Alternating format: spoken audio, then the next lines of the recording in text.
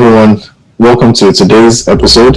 We have Samuel Akinosho on this codecast, and today he'll be speaking to us about Spydar Africa, a company he's been building that has multiple services ranging from artificial intelligence to drone technology, robotics, and blockchain technology. And now I'd like to give the stage to Samuel to give us a quick introduction about himself. Hey, good day everyone. My name is Samuel Akinosho, and I'm basically an artificial intelligence engineer, or better put, a machine learning engineer, with knowledge of embedding machine learning capabilities on IoT devices. So that makes me also an IoT engineer slash a robotics engineer. So I see myself as a polymath in the tech sector, with the fact that due to the fact that I'm quite diverse. I've basically moved from with my interest in physics, moved into quantum, moved into applications of physics and deep learning and basically exploring the tech sector. Yeah. So moving into Spydar.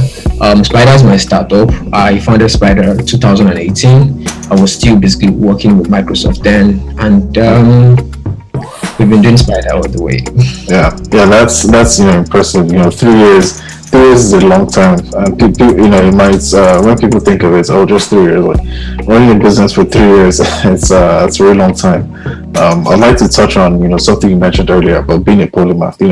It's something I myself also resonate with, because there are many times when you feel like there's nothing really stopping me from getting expertise in different areas.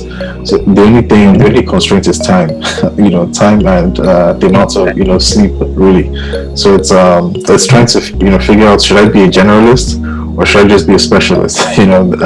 Or should I be someone who generalizes in several things, and at the same time I'm a specialist in one or two areas.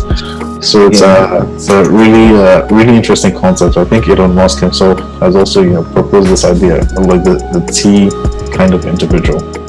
Yeah, exactly. So the thing with polymath or the best way to approach polymath, the word polymath is basically it's best being an expert or a specialist in one particular sector. Then through that sector, finding ways in other sectors you could basically add value to them. So look at it as a software engineer. A software engineer is building to save the world and all of that, but you could basically see yourself in the music entertainment world, and before you basically you're building DJ softwares. Do you understand? Yeah. Basically getting to understand music. Mm-hmm. From there you could move into music production. Do you understand? So from software development, you could also be in the aeronautics field. You could basically be building softwares that make airplanes fly and that kind of thing. And before you're basically simulating flight, and you're taking pilot courses, and you get so software development or software engineering gives you that privilege to explore the world, see diverse things, explore different sectors. And even the fact that Spydar is more like a service company, and we basically worked with different industries, namely from farms, from helping farms digitize to aeronautics. Do you understand? So it gives you very broad mindset. Basically, you want to understand the sectors to be able to add values to them. So you see yourself learning more. You see yourself getting to know the in and out of the sectors for you to be able to add value to them. So that basically drove my polymathism, if that's a word. Yeah. No, I think that's a good way to really see life, and even one's productivity in the job market, and even in the world. There's nothing really these days you can see a lot of people leaving behind certificates and all that. Google and many tech companies have basically said they don't really care about too many degrees. Even I think I saw something earlier today where a university in the US is also leaving behind the SAT tests and scores for admission. So it's interesting that we're moving into an age where people will be able to really just excel and try different things out. And I think that's something that many people haven't yet realized. There's a lot of, and it is a privilege, but there's a lot of benefits of being able to try and experiment early, and then find your niche, so to say, over time. And I Yeah, think I want to actually, just find out, how did you even get to the stage of being a polymath? Like, what was your background? Were you studying maybe specifically computer science, or were you studying something else and then you transitioned into writing code? okay. So well, my I started writing code at quite a very early age.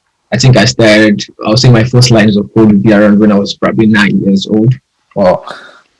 Do you get? So like, Yeah. I mean, it has it has basically been from time. I mean, it's a very very long time. So like, I've grown to build myself in the tech ecosystem, but the Mhm. fact that you're not surrounded by that, you basically have to do every other thing that comes along your ways. And I've been a very very entrepreneurial person. I've always, as a kid, I've always tried my hands on doing stuffs in the entrepreneurial sector. Selling stuff, basically buying and selling and all of that. Yeah. So I mean, while growing up, you get to there are a lot of exposures you get to see, not compulsorily being in the ecosystem. So that gives you, I mean, that grows you the fact that, I mean, you grow with that, and you basically apply that when you get into the tech sector.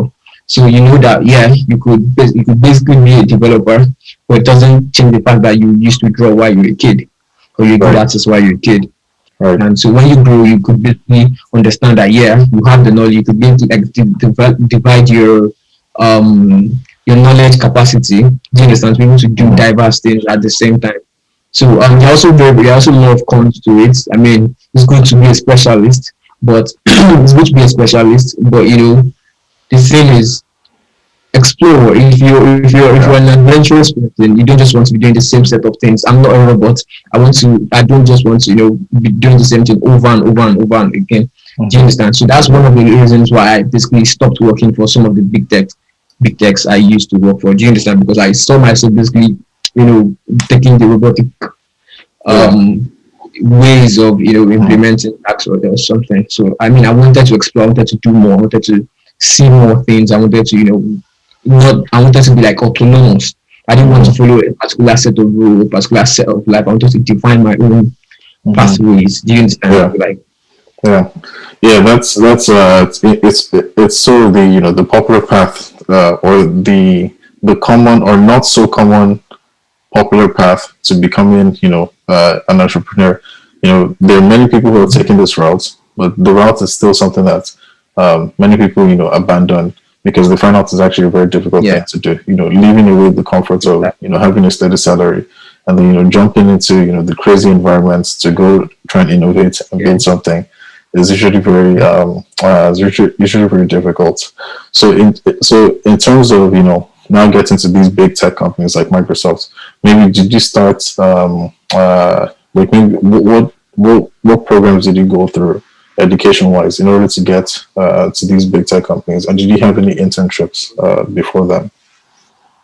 okay. So I was basically I started as a kid programmer, so like I Mm. started building stuffs Yeah. on the web, contributing to open source, all of that, building games.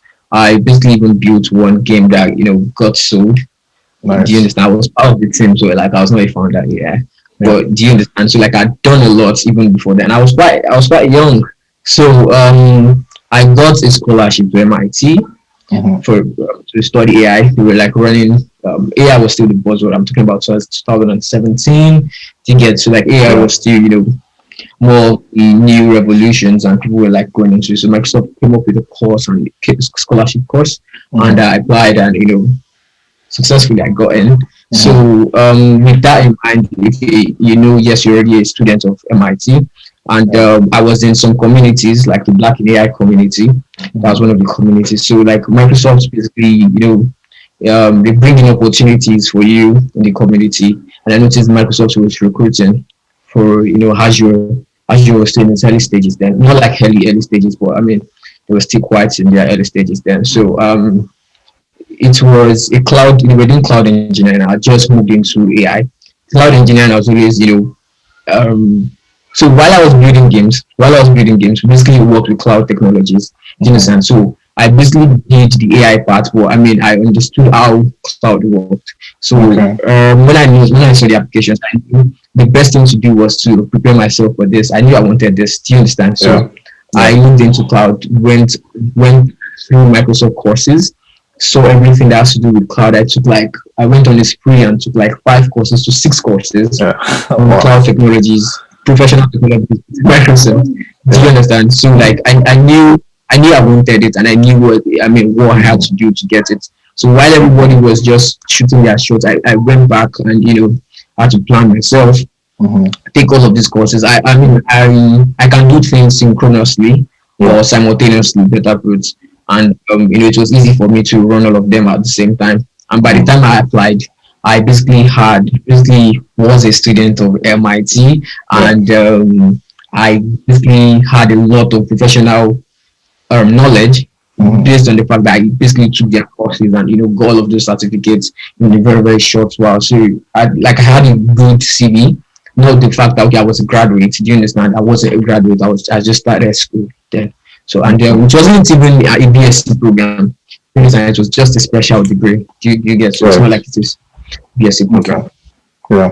Yeah. That's interesting. So the main thing is, it sounds like people just have to find that entry points. Like for example, whether it's a scholarship or a new job opportunity, that means people actually have to be on the lookout. It's not just going to come to them. People have to be on the lookout for these opportunities, and then You have to best thing. prepare. You have to prepare. It is Yeah. And the best thing is to just be ready for the opportunity where it comes. Like you said, actually doing 6 courses, that means you were, it wasn't just out of guesswork. It was like, okay, the day this opportunity comes, I will have, the resume, I'll have the knowledge, I'll have everything to back it up. Like, that's what people call luck. It's really just being ready for the opportunity when it shows up. exactly, because the truth is, if I didn't have like a good background in that, taking all of those six courses wouldn't have just come easy, because you have to do a lot of practicals and you have to show that yes, you basically understood this, and it's not just learning, it's not just in taking all of this knowledge. Yeah. So that actually makes me think that it also needs a different kind of skill sets, time management. Because I myself have tried, I constantly find myself, every few times a year, or maybe every few years, I find myself taking on a lot of projects, and then figuring out how to schedule my day and how to, come up with a routine, like sort of a routine that is systematic and predictable. So what's your perspective on, being able to manage your time, while balancing school? People have to balance school. Some people also work part-time, and then they have to take up these projects, side projects, and maybe, start applying for jobs, like all those things together. Like how do you approach time management? Okay, so I'm very, very intentional about my time. Like this is not an advice, but basically I live my life on the same routine. Do you understand? Probably every day. So I know when I'm doing that.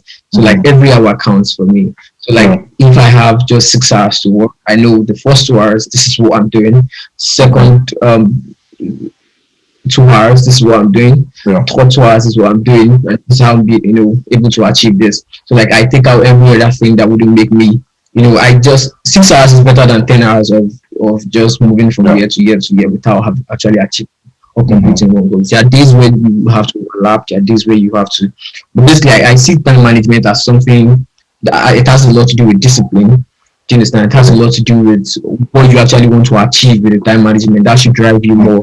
So you could say, yes, I want to manage my time, but if there's nothing driving you, like if you're not looking towards one particular thing on why you want to really manage your time, it might not come that easily. So if you have like a big dream of the fact that you want to become president, and for you to become president, you have to like do some certain things in 2 years before then.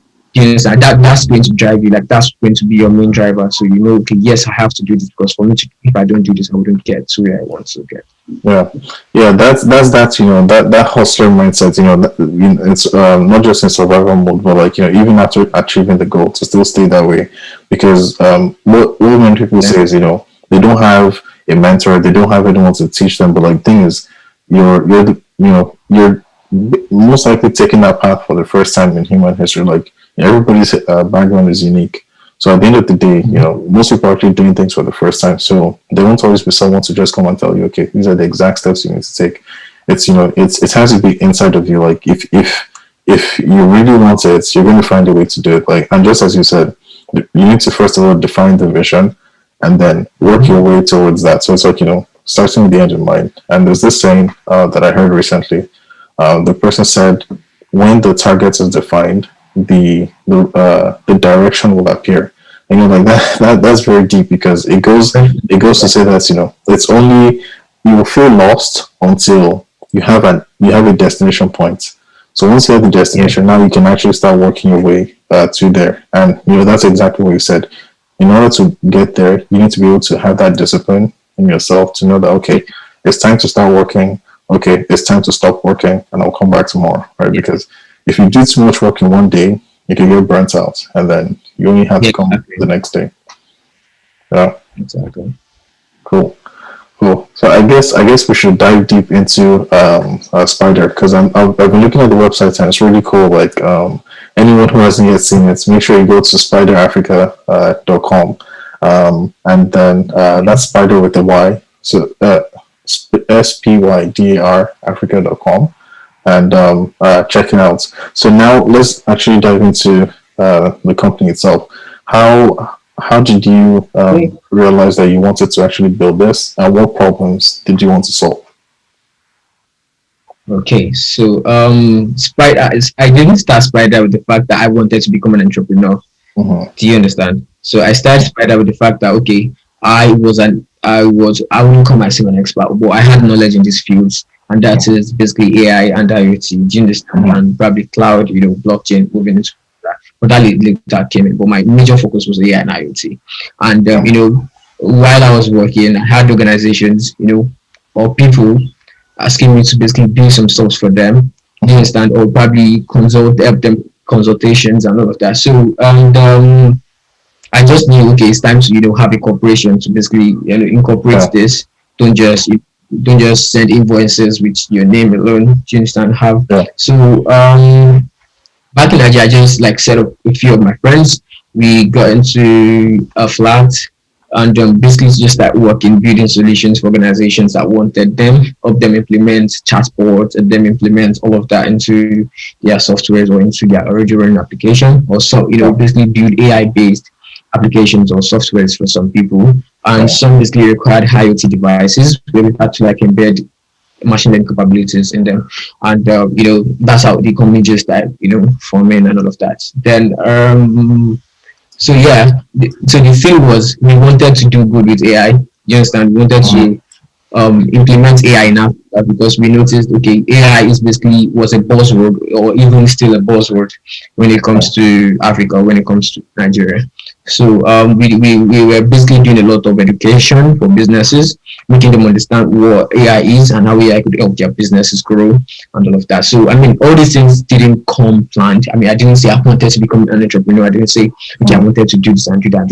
I had the entrepreneur mindset for a very long time, and it just came unplanned for. Do you understand? And I saw myself doing it, and I was like, oh, you're actually doing this. You're actually running a company. Do you understand?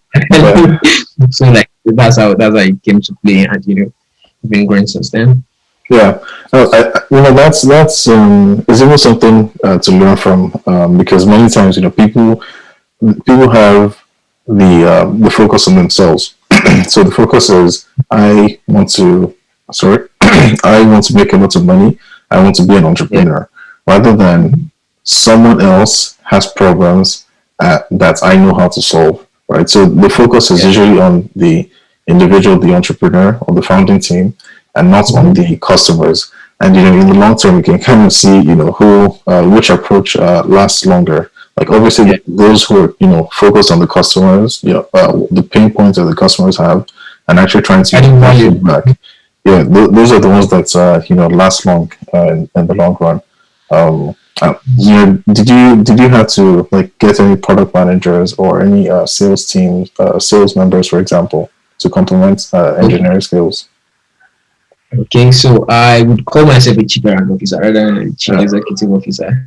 So I had to take courses in business. I enrolled for Nexford Business, Nexford University, their business program. I started doing all of that. When I noticed I was actually in this, I needed to do sales, I needed to do product management. So I was on all in one. Do you understand? I was I was doing engineering. I was managing the business. I was running sales. I was doing the accounting. I didn't want to put that load on people I was working with. I knew I had to take that on myself, and we were not that so much financially stable to start employing people outside of engineering. Do you understand? That was a mistake then. I mean, things would have been better now if I'd known then. But basically, I felt I could do that, and I basically did that. Yeah. So I did that, worked with all of that, but now we have all those things in place. Even though we are just trying to, we're currently trying to come up with a product right now, and the product will be more like the product as a service. Do you understand, for our clients, because we have built that client base, we have built that trust with clients, and right now it's just basically to give them a platform which we'll be using, talking to them or preaching to them. Yeah, yeah. Correct. Understood. So, in terms of, let's say, because I know obviously there'll be some proprietary things, but specifically, one of these services, maybe is there one service you can talk about that, where you're able to, take the customer from beginning of the problem to the end? Because I think for many people, we only really, especially engineers, we're only just focused on the coding aspect, or just designing the UI or Figma or something. How, like, what was the actual process, from beginning to getting money in the bank, basically. Okay, so I will talk about which should I talk about here? Okay, let me talk about one of the one company we work for in the aeronautics sector. So basically, before we basically work for any company, we understand their business and the problems they are facing. So we don't just push AI to everybody, even those who do not need it. Do you understand? So people business can run effectively without adding AI capabilities or deep learning or blockchain. Some things you just work normally. Do you understand? So we understand the business even before even going to meet them at all. We understand their business. We understand why they would need these services. We understand how AI would basically help them improve performance, improve growth, and help them accelerate their company in whole. So we do all of these case studies, we do all of this in our presentations even before going to meet the company. Do you understand? And most companies that come to meet basically come for specific purposes. So they don't just come for, we want to build software. Do you understand? They come with their problems, and we find solutions for them using machine learning or whatever top technologies we're basically going to be using for them. So it's really a case study for air logistics company we worked for. They had the problems of data. Okay, they had they have been running for years already, and they have been they are good with their numbers, and their financial numbers. So what they needed was to capitalize on their data, make their company a data-driven company. It's an helicopter. Do you understand? So what we did was to understand the business, understand their operations, understand what they do, why they do what they do. Do you understand how they do what they do? Where do these data come from? What are the devices connected? Do they have any softwares already in place? Are these softwares, can we get APIs from these softwares to get this data, or do we need to set new softwares for them entirely? Do we need to come up with devices? Not just not everything has to do with AI. The software has to be connected to some devices, and some devices ordinarily do not support all of this. So we cannot tell them to scrap all of the devices, all of the machines they have, do you understand, to get new ones that with the cloud or something. So we have to innovate or come up with IoT solutions or sensors that we could attach to these devices to make them communicate with the cloud, or make us get this data that they need. So they have a lot of heterogeneous data that we're just going to waste, and because we knew all of this, and so by the time we studied the business, we noticed they were going to need some sensors, we noticed they were going to need to upgrade some of the softwares, we noticed where they actually needed AI capabilities. So it was more like a digital transformation project, but we didn't label it as a digital transformation project. Do you understand? So they were basically running, but they were not running on they were not running as a data-driven business, as a data-driven business. So what we did was to build some IoT sensors. We have partners in China, and we have partners globally that we work with. And what we do is that we build our prototypes here. The complete prototype here. Okay, we send either the schematics or the designs to our partners in China for mass production. Sometimes if it's just like 5 devices or 10 devices, we could run them here. It's 3D printers. But if it's more, talking about 100 and all of that, basically talk with our partners. We build the device, do the testing, do the everything. Then we send them to our partners to help us, ship them back to Nigeria for us to do proper testing. So we had the sensors all set up, and we had them implemented on every machines that were supposed to get data from, including some of the choppers. So what was next to was to interface it in a dashboard. Or so what we had to do was to build them.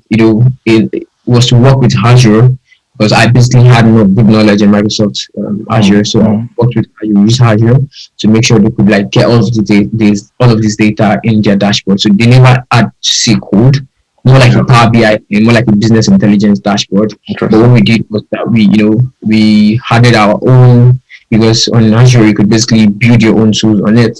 So like we added more features, you understand, more functions for them to be able to operate functionally. So like 6 months into the business, they understood that okay, they could basically dive into a new sector or a new branch in the business, due to the fact that they could understand their data that in 10 years this particular side is basically booming more, but we are not seeing this particular side because we're looking at the general case. Do you understand? So I'm trying not to be too specific. Yeah, that's why I'm using the generic terms of that kind of thing. But let me go a little bit specific. So let's say they were doing logistics before, and they were also doing logistics of logistics of probably goods. Do you understand? But on the general use case, they just see accounts coming in and they know, okay, yes, this is 1 million from people, this is 10 million from goods. Yes, and what if we do combined? What happens when we do combined? Our customers are not always satisfied, so they always request for them to come alone, for them not to be mixed with goods. You understand? And all of that. So they basically got to understand all of this in just 6 months, and after 6 months, I mean, they basically started operating more functionally. We didn't just stop there. We moved into their operations, their customer management, how their customers were able to interact with the companies. Do you understand? The company, they couldn't have like 24/7 customer support, so we had to like build some custom bots for them that had preloaded information, and also learn from how the customers make conversations with the companies. So like you could now book flights, you could do all of that and more of that. So the thing about us is we try as much as possible not to focus on just the business. We are focusing on the whole business experiences, from the operations to the customers to the management, because all of this, if one is missing in this ladder, you're basically going to skip and probably fall out, or things would not work operationally. So like we had to like make sure all of these were in check before we could say, okay, this was a successful project or not. The goal was that okay, after 6 months they were basically growing in terms of operation, growing in terms of finance, growing in terms of adding more features to their businesses, or reducing things that need to be taken out because they were actually not producing value. Do you understand? Yeah. No, I think even just listen to the different aspects there. The fact that all of that was in 6 months, that means like the team behind this is there's a structure in place. Whether how tightly or loosely coupled the structure is, at least there's a structure in place that's able to take the team through a lot of this uncertainty. So I mean, the Spydar team, they're able to go through a lot of this uncertainty and understand really actually understand this customer. Like, that's not just, some 30 minutes call per week. Like, that's intensive, like, hands-on stuff. So that means you need a strong team and you need good structure. So in terms of, now, defining those, hiring people with the right skill sets and, coming up with, the right processes and team culture, how do you then approach this? Okay, so there's something Jack Ma said. He was talking about not being the smartest person, but employing smart people. So like that's an edge. It now has a better way to put it. If you're smart and you can also employ smarter people, do you understand? So you can be a dull person but employ smart people. But if you're a smart person already, you get to employ smarter people on your team. So, so Spider team cuts across, not just cuts across. We are not focused on we are trying to employ people from Lagos. We're trying to provide like the most diverse set of team you could ever meet. So we have people facing academia, we have people in the industries, we have people from China, we have developers from India, basically cutting out some of the best of them. So it's most people are not working for us because of how much we pay. Do you understand? We're a startup, so we are working on the fact that we have amazing products and the set of people in the team. Do you understand? So when we are building products for people, or when we are basically innovating or thinking on some particular, our own. Okay, this is something about team building. Your team or people get attracted to what you do in your company. Do you understand? Or how well you relate to people in your company, or the ideas that come just from your company. So there are some communities where we have been, where we have basically won hackathons. We have basically built things that are basically super extraordinary and all of that. So we attract a lot of very, very intelligent people from all manners of, from everywhere. Do you understand? Yeah. So we have set a standard. Do you understand? And anybody who wants to come and join us is looking at that standard and looking at ways it could even go beyond that for us, for him to be attractive enough for us to work with him or her.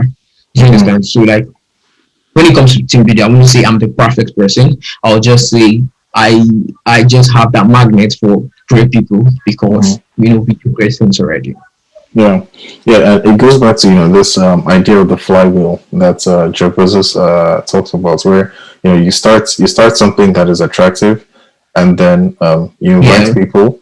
Those people like what's there, so they create more attractive things, which attracts more people, more people, and it just keeps on going, and it doesn't stop. Like that's an amazing process.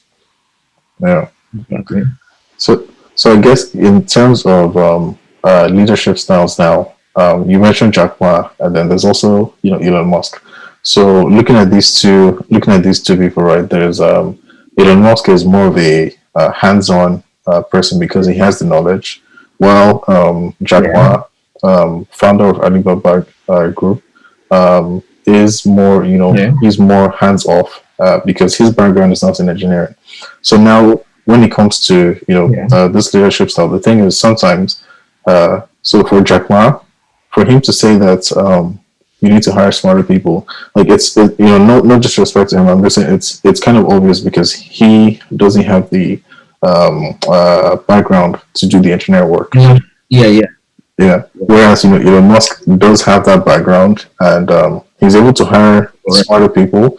But then the thing is, he still wants to be hands-on. So from your perspective, what do you do? Like, what's the ideal leadership style for a company or for Spydar? Okay, so thank God you had it for Spydar. I wanted to say there is no format to it. Everyone should basically just do what works for them, or do what works for them best. So for Spydar, I'm an hands-on person. I work with the team in synchrony with the team, and we build together. So it is not just what I'm doing it's not just I don't just do a standalone position. Do you understand? I'm doing the managerial thing. I go into the dirty works too. Do you understand? And I expand my knowledge more to make sure I'm not just going depriving from, or depriving my how would I put it? I don't want to use the word I'm about to use, but basically I don't want to be in a position where I would always be doing more of the CEO tasks and more of the, I'm an engineer, do you understand? And I want to always do that. But there are ways you could do that in the leadership positions, and I feel Elon Musk is basically doing that a lot. So it might not be using the notes, it might not be using but when it comes to planning, when it comes to design, when it comes to how things should work, you have to have knowledge of this for it to work, for you to tell your team to go through this path. Because even as smart people, no matter how well you say, okay, you guys should work asynchronously, you guys should do things however you want to do it, they are basically looking forward to you, they're basically looking up to you. You show them the path to go to, you show them that particular goal you want to achieve, and everybody is saying you have to know the way to that goal before people will be like, okay, why not do it like this? Nobody will tell you why not do it like this if you don't have a set of if you don't have a way already. Yes, and nobody will tell you go Yeah. from why not try. Okay, say if you say ABC, nobody's going to tell you don't go ABC, try C D B. Do you understand? But you Mm-hmm. have to have the knowledge to find that ABC. Do you understand? Yeah. So it has a lot more to do with your knowledge. Has a lot more to do with how well you could lead your team, Mm-hmm. and that has a lot to do with your Yeah. capabilities as a leader. Yeah. So it then makes sense why Elon Musk is, he really talks a lot about first principles, because for his leadership style to work, just like you said, you need, if you're going to be hands on, you need to have, the base, and you need to already be good at that thing. And your leadership, that leadership style is about then getting, is about multiplying that person, so the leader, through the followers or Mm. through the other employees. While Jack Ma's style is more about, okay, figuring out how to get the people who have the first principles to work together. So Yeah. it's interesting. It's an interesting way to view the different leadership styles, because like people talk about advice, but the thing is, just like you said earlier, it's based on the specific scenario. Like people have to come up with what works best for them. So there's no absolutes, right? Or we can look at these as extremes and then figure Yeah. out, where in between to align our leadership styles. Yeah. Yeah. So then I was wondering, would you have any maybe specific demo, or maybe some products or something that you can show that sort of describes how Spider is able to innovate? Maybe even if it's something that is no longer maybe no longer proprietary, or or the likes, just as a way for people to visualize what specifically you're doing. Okay, so let me just go with our latest project or Mm-hmm. our last project that we Yeah. just completed. So, we were working with a patient that has dementia, and not a Nigerian company, not a Mm-hmm. Nigerian person. So like we got contracted through another company, through an health company who wanted us to. Yeah. We had a plan, we had a design of what they wanted. So we Mm-hmm. were working with another company in China who had a robot already. Do you understand? They had like Yeah. the compartment of the robot. So what we had to do was to do some patches and build the brain of the robot to assist the client or assist the patient. I want to use client now, so like assist the Mm-hmm. clients Yeah. to achieve some particular things. So, in terms of healthcare, in terms of the clients basically didn't have people to communicate with, so we had to like build emotions, do some emotions. We had to we basically did a lot of explorations while on the project. We worked with neuroscience, trying to see if we could communicate directly with the brain of the client to see if the client could think of things and make the robots do them.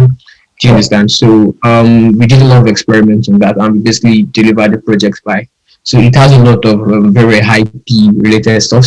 So I'm not going to Mm-hmm. go too deep into it, but Yeah. it was majorly an health project and a robotics project, and we tried to make sure that our client we could be able to achieve it, the goal of the project, which is to make sure that the clients didn't feel lonely anymore. The client had Mm-hmm. somebody to converse with, has somebody to help around the house and do some particular set of things. It's currently on watch, so we have like a standby person around who goes in to check in like weekly to to score the abilities or score the performance of the robot and the clients and see how well they're performing. So like that's one of the. But in terms of products, we're basically building a dashboard right now, an IoT dashboard that Yeah. has machine learning capabilities. So the thing about most IoT dashboards right now are the fact that when we build stuff for clients, they have to see very opaque dashboards Mm-hmm. because people see IoT as things that are very, very not fancy or not beautiful with very, very bad user experiences. Do you Yeah. understand? So by the time we build this product and we give the clients, we have to take a lot of training, we have to give them a lot of education on how to maneuver the old dashboards and all of that. So what we're trying to do is to build a better experience in terms of how our IoT dashboard should be. We're trying to simplify the whole process, break down everything, give them a better user interface and give them a better user experience while also having machine learning capabilities. So Mm-hmm. for example, if you okay IoT most IoT dashboards right now they have normal meters or have normal what do you call it levers where you could, get calculations of things are coming and, see them. But you could want to do more. You could want to make predictions on your devices. You could want to know when the devices would get faulty. Do you understand? Okay, using solar panels as an example, you have solar panels all connected to one IoT dashboard or one IoT device, and that device is reporting to a software. So most things you're supposed to do are just to see the health status of the IoT of the solar panels.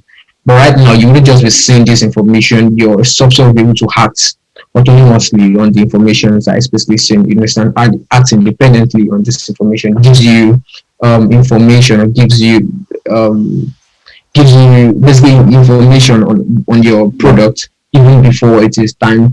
So now you don't basically need to wait for your device to get faulty. Right now, with machine learning abilities on deep learning, you could basically predict the machine to basically predict when that would happen or something. Yeah, that's I think that just goes back again to having a really strong team that can actually go through this uncertainty and figure things out.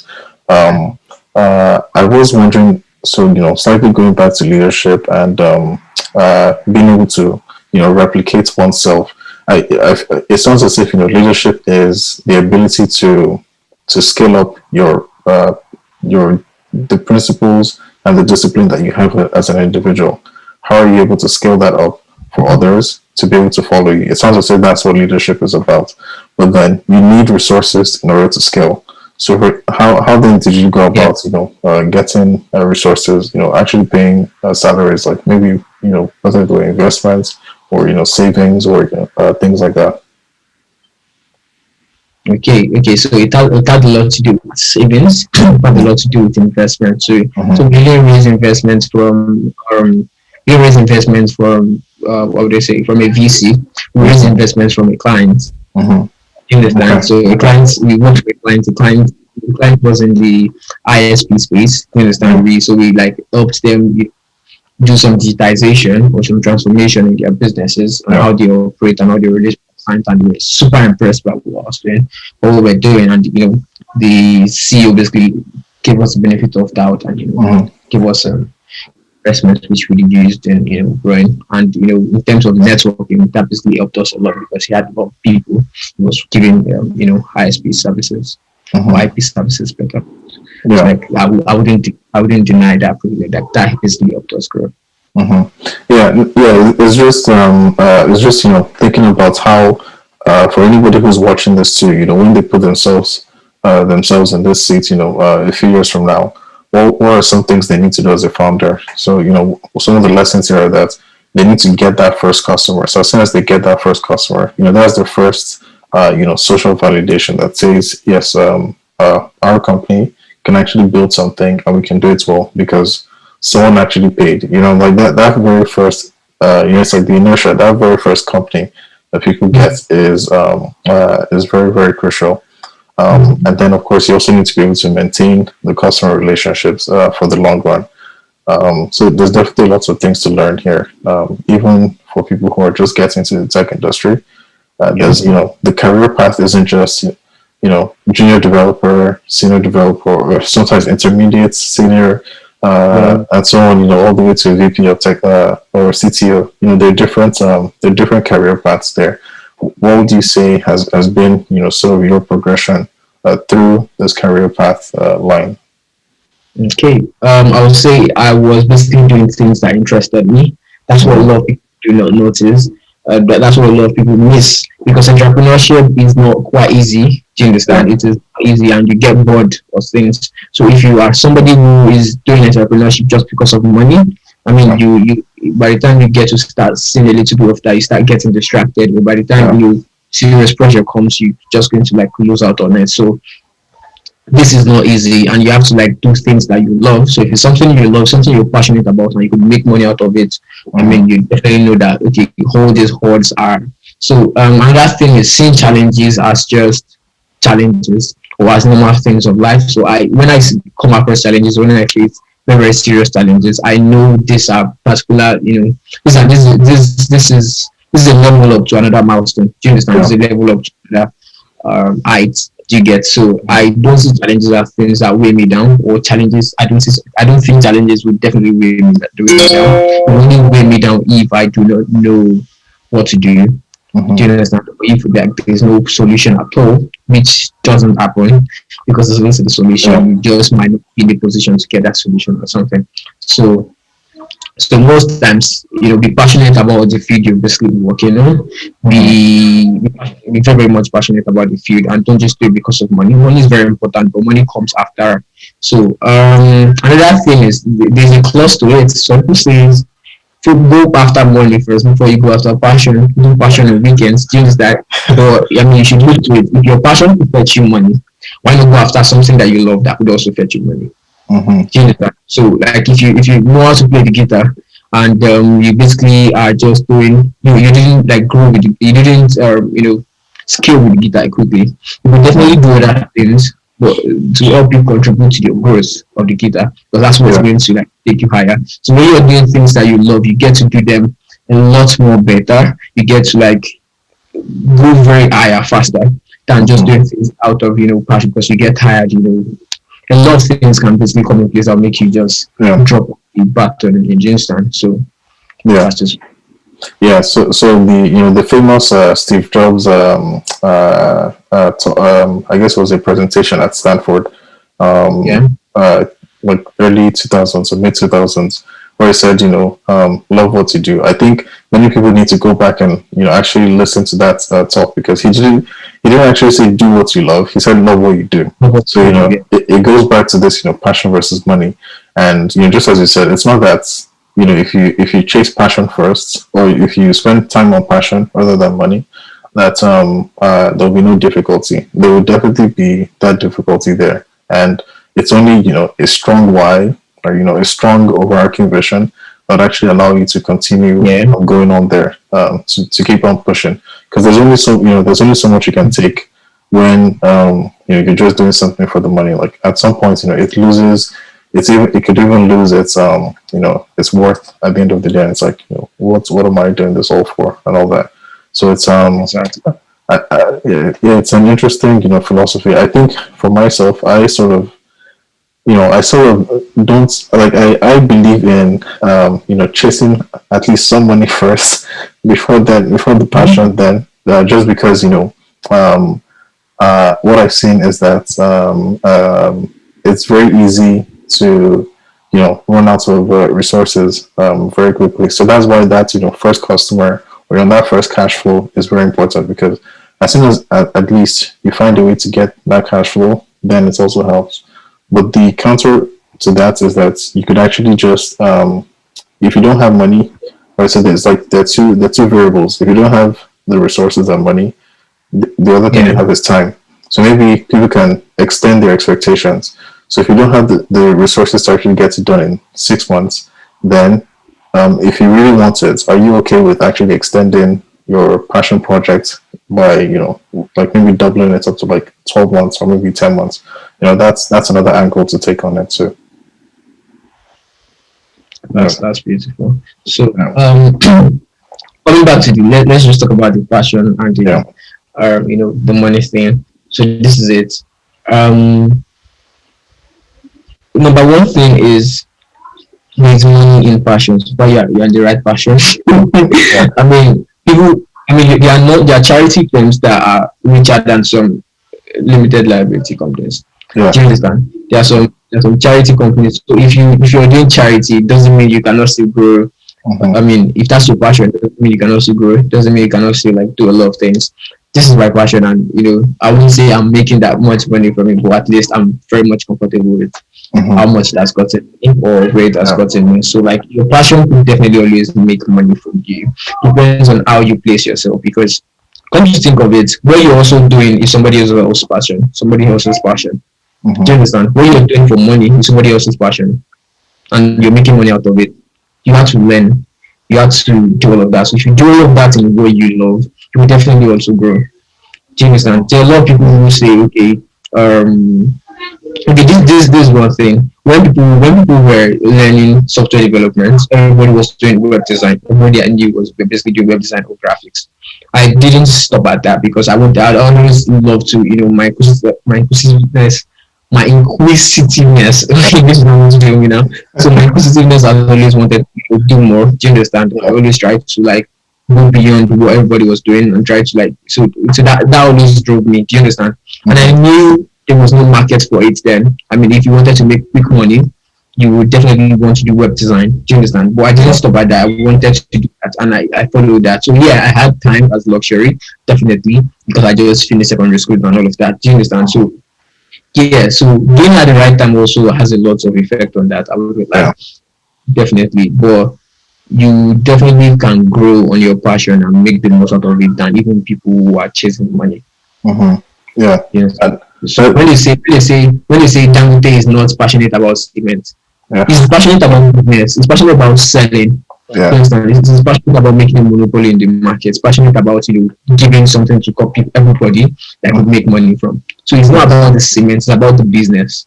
It's about the selling and buying. It's about the money coming up in the bank. Do you understand? So most people just come up with the ideologies that nobody's passionate about selling sugar. Nobody's passionate about.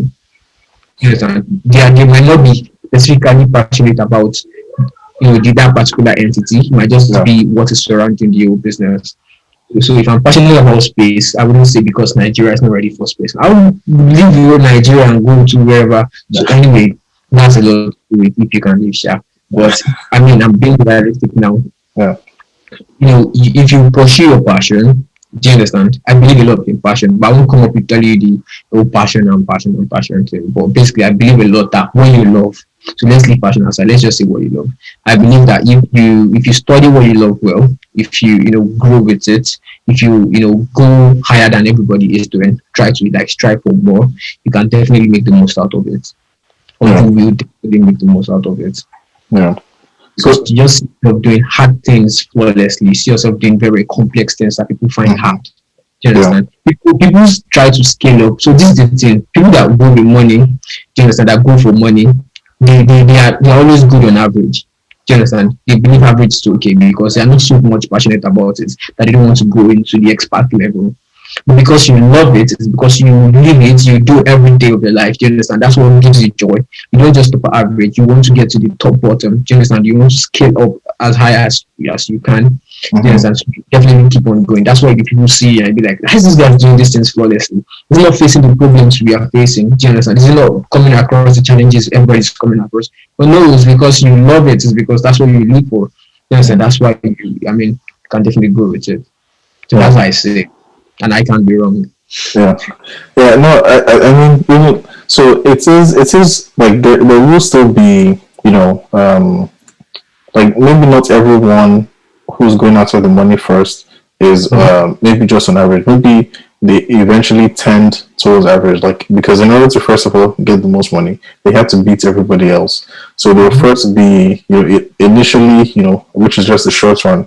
They'll have this high, they'll go really high, and then if they lose interest in it and it's not something they're passionate about, maybe then they will slowly maybe they won't go down, but other people will catch up, and then they now become the average because they're no longer pushing for it. And that's actually, it goes back again to this idea of like just looking at things with the mindset of longevity. Like, is this something I can do for an extremely, for a long period of time? And is this something I can do irrespective of the difficulty? Like, what Albert Einstein said, it's not that I'm smarter than anyone, it's that I stick with problems longer, right? Yeah. So the longer you actually stay there, the more you keep thinking of it, the more you keep thinking of it, and the more you actually find solutions to it. So, I think that's another skill I'm hearing from what you're saying too, that you have the ability to stick with problems longer, which means, management of expectations, because many people think they're going to build the app by the end of the month. Well, the reality is, life comes in the way, and maybe you've only written the first screen, so that's another skill as well. Exactly. Yeah. Okay.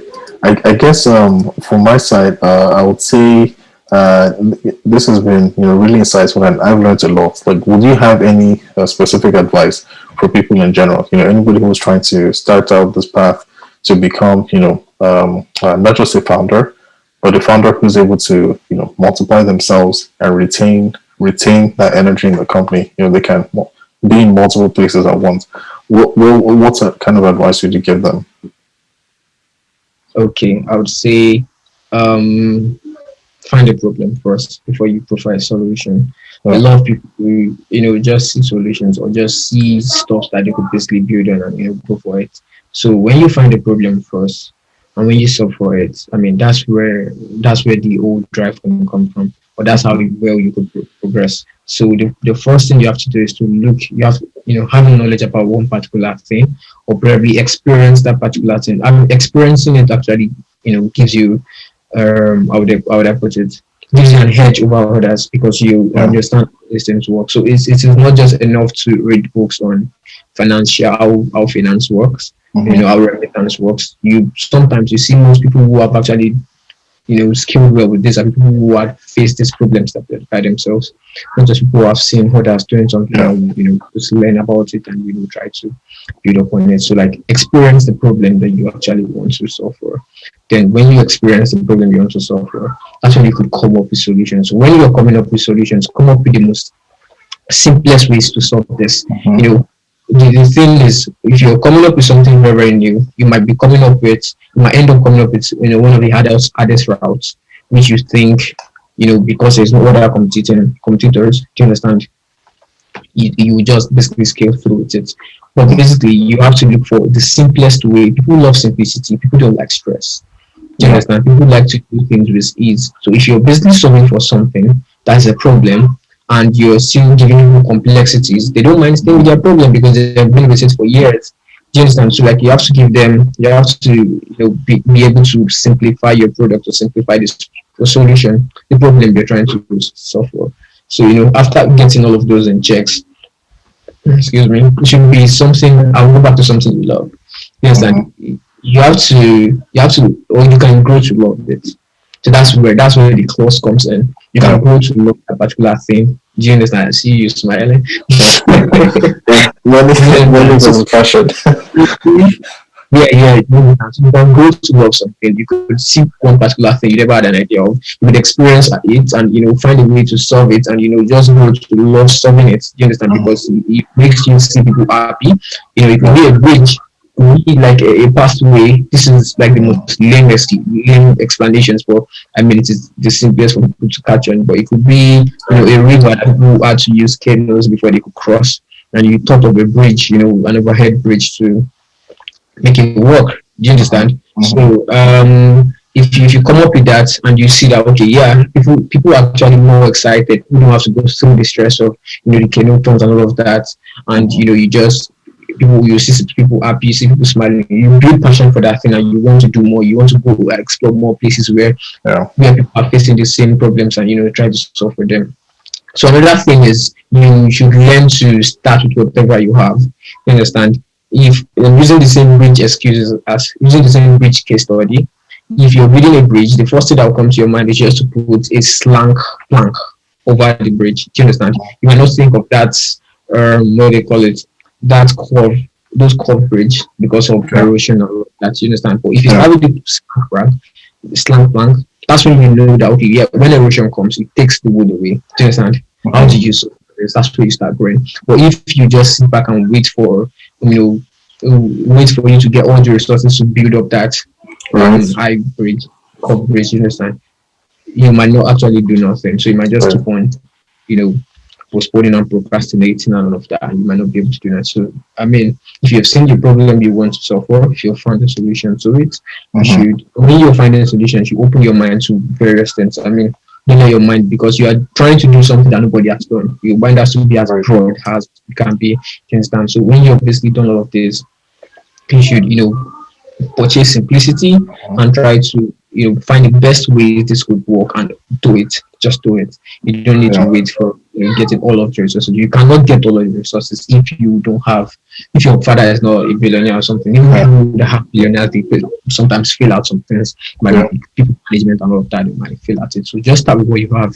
You learn on the work, you learn on the train. Do you understand? So you just see as if you're basically flying a plane and you get to attach the wings while flying, and that's how it works. So you might crash. You definitely would almost crash most of the time. You could even crash and start building from scratch again from where you are and starting to fly. But the major goal is to start whatever you have, and Mars is not your limit. When we get to Mars, we definitely start looking forward to exploring outer space. These are very wise words. Like, this isn't just from the text, but like, this is real life experience. Like, this is what happens when people actually throw themselves out there. Like, these are the leadership qualities and principles that naturally you just learn on the way there. Like, you iterate to become your ideal self. You don't just become your ideal self from day one and philosophizing on the chair and just writing theories. Like, you actually have to go do something in practice. So I would just like to say this has been very insightful, and I myself have also learned a lot. What would you say are the best ways to contact you? Do you have Twitter, or maybe GitHub, or a website that people can go to? Okay, most of my handles are always Samuel0x, some as underscores. But basically, if you basically search in Google for Samuel Akinosho, I mean, most of my social media pages or links would definitely pop up. And okay, cool. Yeah. All right. So with that, we'll end today's interview. Thank you very much, Samuel, for showing up and for giving us this insightful information. I know that many of the viewers will definitely find this useful. And for everyone, please go to those links as mentioned and follow him on Twitter. Share this video, like and subscribe.